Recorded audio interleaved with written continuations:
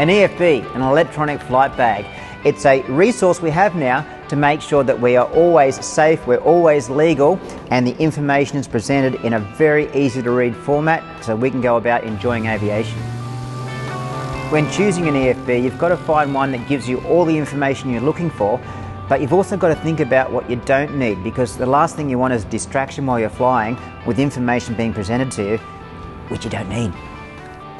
What I look for in an EFB is something that gives me great SA, but it's very easy to navigate around. It's intuitive to use. I don't need to be burning brain cells up while I'm airborne trying to get to a menu or find some information. I've been fortunate enough to have a very versatile career in aviation, from hang gliders to jet fighters.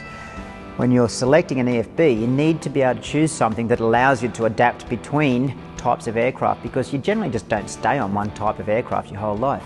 And what OzRunways allows you to do is move from, I have friends flying hang gliders using it, and I have friends flying fighter jets using it.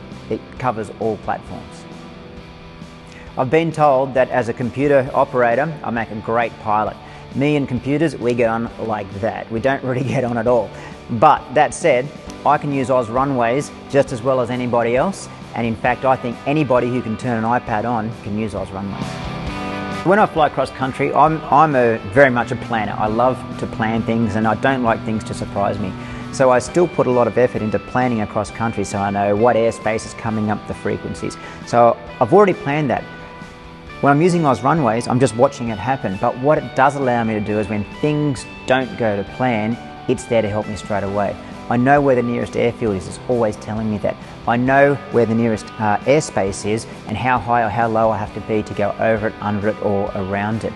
I know the frequency that I have to call next, and I know what frequency I have to be on now with the little graphic. So if something goes wrong, I know I'm on the right frequency to talk to somebody. So what it's doing is it's keeping me in the environment I'm in, but also allowing me to rapidly project a future position if something goes wrong. One of the scarier things about using OzRunways is now I know how many people are out there with me. I used to fly around, didn't see a person. Like, the sky is mine, here I go flying, what a great day. Now I look at OzRunways and go, wow, there's people all over the place. You know, there's an aircraft over here. Apparently, according to OzRunways, you have a good look and there it is. So it's a great tool for helping you know what's around you. It's not a collision avoidance tool. We still have to make sure we've got our eyes out the window, but it can help us to find aircraft that are coming up on it on OzRunways. So all in all, when I look back 10 years ago to what I'm doing now in an aircraft, I'm enjoying myself more. Yes, I'm flying some pretty cool aircraft, but what it's really coming down to is I'm flying aircraft with a lot more confidence that I know what's going on around me. From the planning stage through to being in the plane, I can find everything with one touch of a button. It's a very intuitive system. I don't have to open menus. I can just touch on the airfield I want to go to. I can touch on the airfield I want to divert to. I can touch on the area I want the weather for or the airspace for.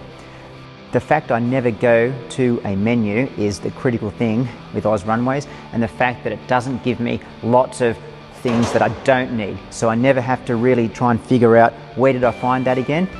It's only what I need for this flight, and that's what makes it a more enjoyable experience, because I can now have my head out, increasing my own airmanship because I'm flying the aircraft rather than looking at maps and en route subs and printed out fact sheets.